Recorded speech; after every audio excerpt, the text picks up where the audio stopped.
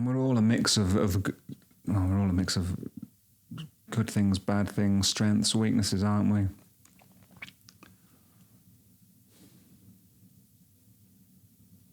I guess it's just about finding the matching one, you know, I suppose.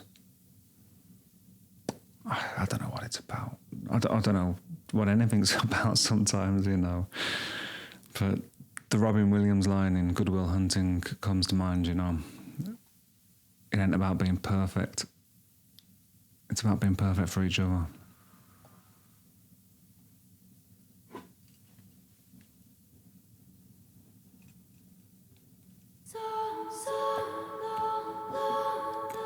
Oh yeah, I know this one. Although I haven't listened to it, I don't think, since my reaction.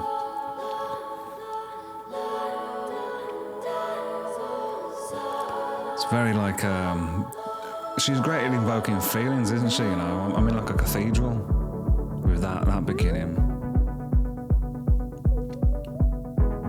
Oh, now it feels like we're just racing against time, you know? Oh, gorgeous. I saw in my mind fairy lights through the mist. I kept calm and carried the weight of the rift, holding him tighter each time he was drifting away. This is fucking great, isn't it, man? My spine split from carrying us up the hill, wet through my clothes, weary bones caught the chill. I stopped trying to make him laugh, stopped trying to drill the safe. It's like a fucking, I mean, the lyrics just get better and better through this album, don't they, man? I mean, the picture that she paints, like, this feels like an incantation or a spell, doesn't it? You know, that's how powerful these words feel to me anyway. I saw in my mind fairy lights through the mist. Yeah, I just feel like I'm just walking. Well, there's some very pretty parts of London, man. Just walking through, well, Hampstead, you know, and, you know, Christmas lights being up and stuff, or some of these beautiful old lampposts. I watched a great video on YouTube the other day. Some guy was talking about how ugly designers come, you know. It's all like minimalistic and about saving money and all that, you know, but everything of beauty, well, somebody mentioned in the comments of that video, everything of beauty in London, you know, when you walk around, there are some gorgeous places, just the details on the lampposts, you know, the design of some of the lampposts and all that. Everything of beauty is like 100 years old, you know. All the new stuff is just fucking boring, you know, mundane, ugly, you know, and not built to last either. But anyway, this just puts me in a place, man, you know, like in my mind's eye, you know, it invokes in me such vivid visions and smells and sounds and feelings, you know, even like on my skin and everything, you know, of cool air or of frost or of something. Lights through the mist. I kept calm and carried the weight of the rift. Pulled him. I mean, how powerful is that, man? He was drifting away. My spine split from carrying us up the hill, wet through my clothes, weary bones caught the chill. I stopped trying to make him laugh, stopped trying to drill the safe. Thinking, how much sad did you think I had? Did you think I had in me? Oh, the tragedy, so long, London. You'll find someone. I didn't opt in to be your odd man out. I founded the club she's heard great things about. I left all I knew, you left me at the house by the heath. Man. I stopped CPR after all, it's no use. The spirit was gone, we would never come to. And I'm pissed off you let me give you all that youth for free. For so long. It just gives me like, I want to say it gives me a headache, you know, but in the best possible way, you know. These, like, it is like magic, isn't it? I can feel like I can feel things. This might sound ridiculous, I don't know, but I can feel when I listen to this and sort of try and take the words in. I can feel things rearranging inside my head. You know, I don't know what those things are. You know, but it feels like, I don't know, like when you used to. The only analogy I can think is like when you used to defragment your computer, stuff like that. I don't know. It's just beautiful. I stopped CPR after all, it's no use. The spirit was gone, we would never come to. And I'm pissed off you let me give you all that youth for free. For so long, London, stitches undone, two graves, one gun.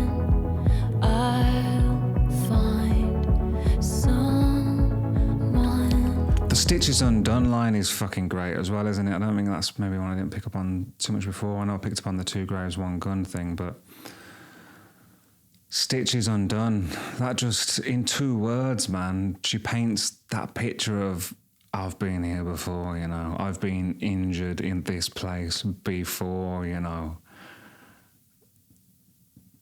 The wound had not healed, you know, from before. Now here we fucking are again, you know. When will I ever learn? Is there anybody even out there, you know, who's not a fucking moron? Yeah, all that sort of stuff. All in 2 words, man. That's what I'm getting from it. Gorgeous. Stitches undone, 2 graves, 1 gun. I'll find someone. And you say I abandoned the ship, but I was going down with it. My white knuckle dying grip, holding tight to your quiet resentment. And my friend said it isn't right to be scared. Every day a love affair, every breath feels like rarest air. When you're not sure if he wants to be there. So how much sad did you think I had? Did you think I had in me? How much tragedy? Just how low did you think I'd go for? I'd self-implode for. I'd have to go be free. This reminds me of that. Johnny Depp said something ages ago that people don't cry because they're weak. They cry because they've been strong for too long. I mean, that's like, just how low did you think I'll go before I self-implode? It's like,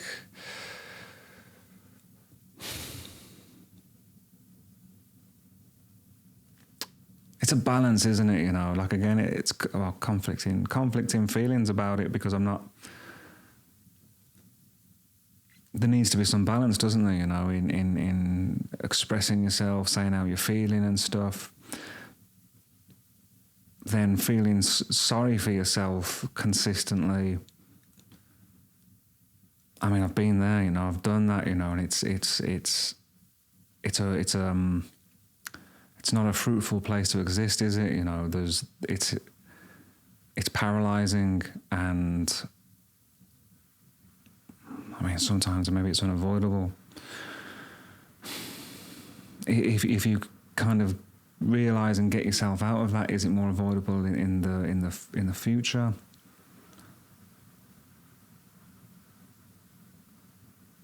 Is just thinking about expectations versus reality, you know. Does all sadness or heartbreak or hurt or disappointment, is the root of it all? Maybe not the root, but can we explain it in that it's because our expectations have not being met by reality. Is that what it is? It's because our map, our understanding of the world has been challenged, been destroyed. I don't know. I think the expectations thing is interesting. I know I said this recently, the Anthony Hopkins thing, it's none of my business what people think of me. I am what I am. I do what I do. I expect nothing and accept everything. And I suppose that's meditating a bit more on that. I'm thinking it's not expecting nothing is not about not hoping for the future or wanting things or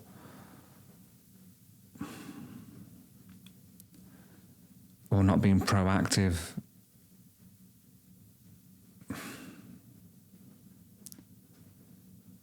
I mean, it's like it's tough. I think to I'm trying to get my head around being like that. It's a stoic philosophy, I suppose, isn't it? It's a stoic way of looking at things. It's about self-preservation, I suppose, but self-preservation in order to move forward and to not suffer unnecessarily. Is any suffering necessary? I mean, some of these, like, is it possible to get too sort of deep or philosophical or esoteric?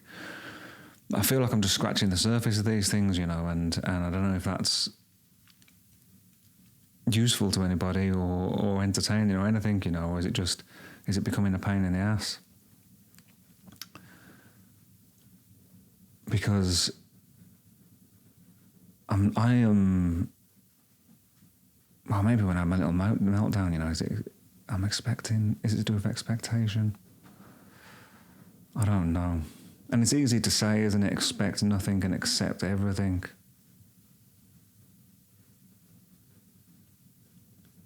But man, some mad stuff happens, doesn't it? Or can happen. Some terrible stuff can happen. So it's easy for me to say that, or Anthony Hopkins to say that, I suppose. In reality, maybe it's not so much. Anthony Hopkins has got a memoir out the last couple of days, I think, as well, isn't it? I think I'm going to get that. It's an interesting dude. You swore that you loved me, but where were the clues? I died on the altar waiting for the action speaks louder than words, don't they? To the gods of your bluest days. And I'm just getting color back into my face. I'm just mad as hell 'cause I loved this place for so long. It's gorgeous double meaning there, isn't it, with the so long?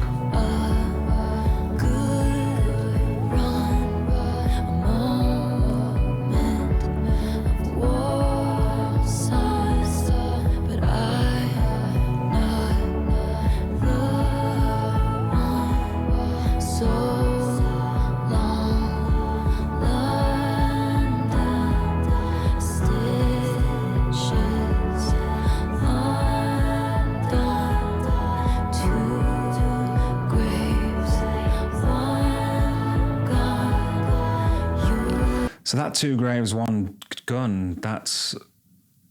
I think before I thought that was a reference to the two people in the relationship, being hurt by the same gun, by the gun of love or whatever. But it's not, is it? Because that's when I use that kind of imagery in the song of mine I mentioned, that's what it meant to me, I guess. But the two graves, one done, the stitches undone, that's like... that means she's been killed twice the same way, right? That's what she means. Two different versions of herself, I suppose, because we're different people all through our lives, right?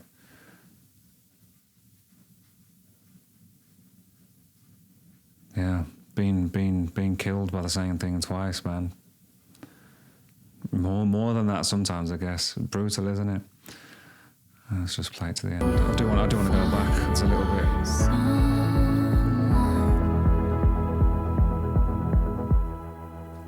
You will find someone. Yeah, that's to a self, isn't it? That's like a message to a self. But what was there was a little line. I think it might be here. Oh no, I'm just getting tiny bit back. Okay. You swore that you loved me, but where were the clues? I died on the altar, waiting for the proof. You sacrificed us to the gods of your bluest days. That's the line I'm interested in right now, I guess. You sacrificed us to the gods of your bluest days. Because sacrifice is like a fascinating idea, isn't it? You know, metaphorically, but literally, as I'm sure I've spoken about many times before, but maybe not for a while. That's how I think we move. Like, if you want a blueprint for how to live your life, I think understanding sacrifice helps a lot, in that we sacrifice. When I was living hedonistically, I was sacrificing the future for the moment, you know. But now I'm always trying to be mindful of sacrificing the moment for a better future, you know. And that is how you can bargain with reality, I think, is you can sacrifice things in the moment, or desires in the moment, or whatever it is, you know. You can bargain with reality, or with God, or whatever, you know, however you want to not categorize it, you know, I don't know, symbolize it, whatever, you know what I mean?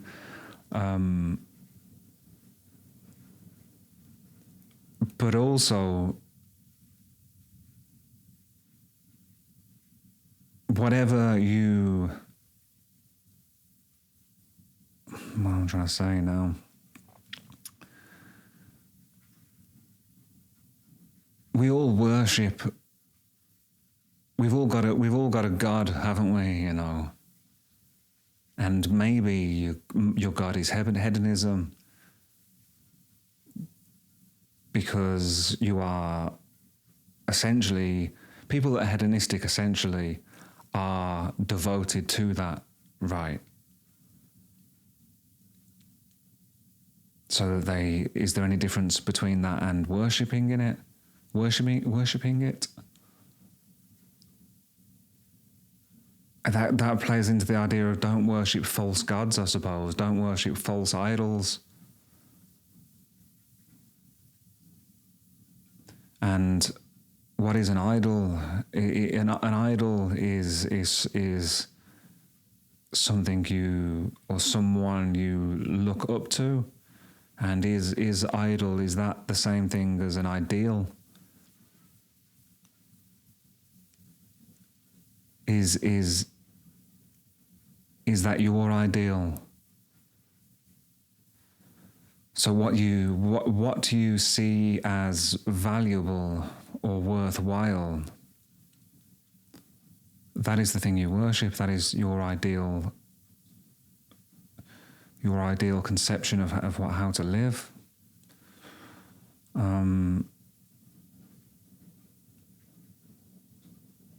I saw there was something else I saw recently on this topic that I'm just trying to reformulate, and it was like the guy was speaking about hedonistic sex, you know, and he's like, if you worship hedonistic sex,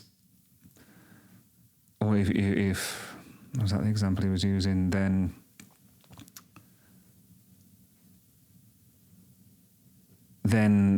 if that is all you care about, for example, I don't think he wasn't making a judgment moralistically on it. I don't think.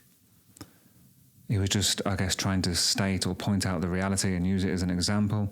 But if you worship that, for example, and that is, you know, all you care about above all else, then you will use people as objects. You will hurt other people, I suppose, probably hurt yourself. What was he trying to say? I need a better memory to remember these kind of things. And he said something along the lines of, hell, that is the path to hell, worshipping maybe a better way to think about it would be worshipping your immediate impulses, to satisfy whatever those desires are. I'm making a fucking mess of this. He said, that's the path to hell. And then he said, you might say, oh, I don't believe in hell. He says, well, continue living that way and, you will, pretty soon. Because that's a thing that I think as well, is that I used to conceptualize the idea of hell or the idea of heaven as being something that happens after life, right? But who the hell knows what happens after life? But hell and heaven are very real places, aren't they? They exist right here, right now.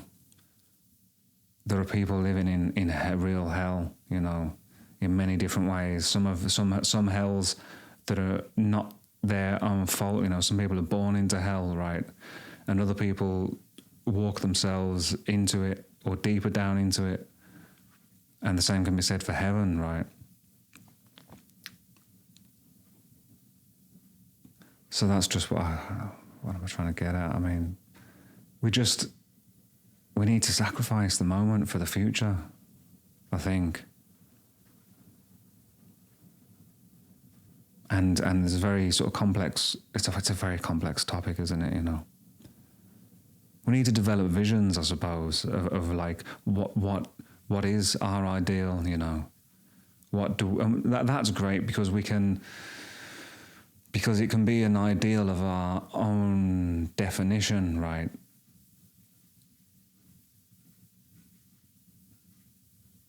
And is it our own definition? Because we've all got the voice in our head, haven't we? Or numerous voices, or, I have anyway. I think if we just listen, like, properly, you kind of know what it is you want, right? If you listen, like, properly, you know what it is you want because it's what interests you, it's what you're curious about.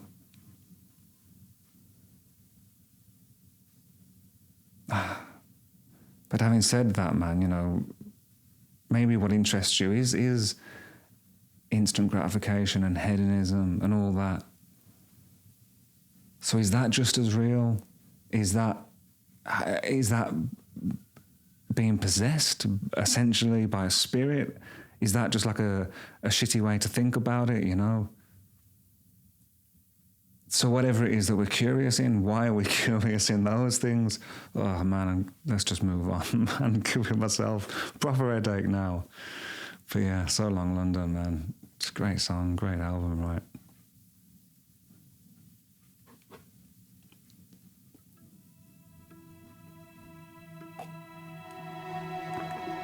I forget how the West was won. I've done this one as well, haven't I? Thanks for watching. If you would like access to the full thing and loads of other extended content, Taylor Swift, One Direction, Miley Cyrus, videos of me playing my songs and others, link in description.